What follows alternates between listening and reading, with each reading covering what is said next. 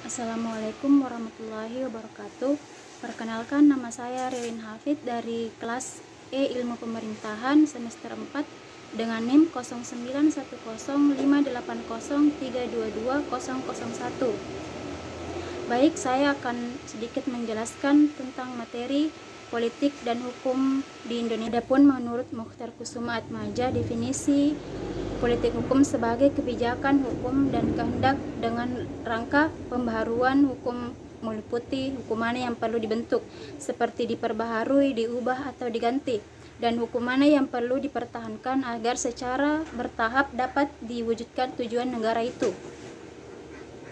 Adapun definisi politik hukum yaitu serangkaian konsep, asas, kebijakan, dasar, dan penguasa negara yang mengandung politik, pembentukan hukum, dan penerapan serta penegakan hukum, menyangkut fungsi lembaga penegak hukum untuk menentukan arah, bentuk, maupun isi hukum yang akan dibentuk, hukum yang berlaku di wilayahnya, dan mengenai para perkembangan hukum, pertimbangan, serta untuk mencapai tujuan negara.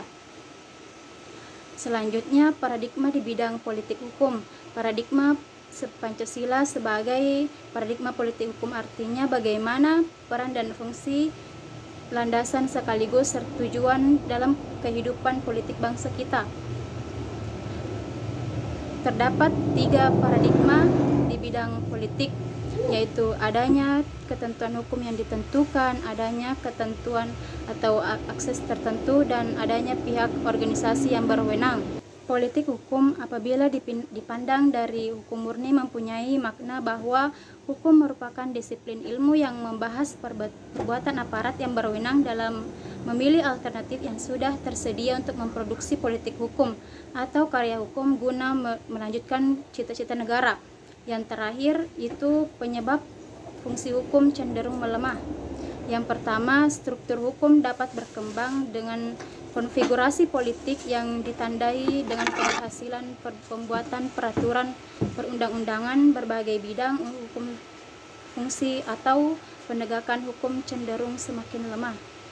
Yang kedua, ketidaksinkronan pertumbuhan antara fungsi dan struktur hukum itu disebabkan oleh terjadinya gangguan oleh tindakan-tindakan politik terhadap upaya fungsi hukum. Baik, cukup sekian yang dapat saya sedikit jelaskan. Terima kasih. Assalamualaikum warahmatullahi wabarakatuh.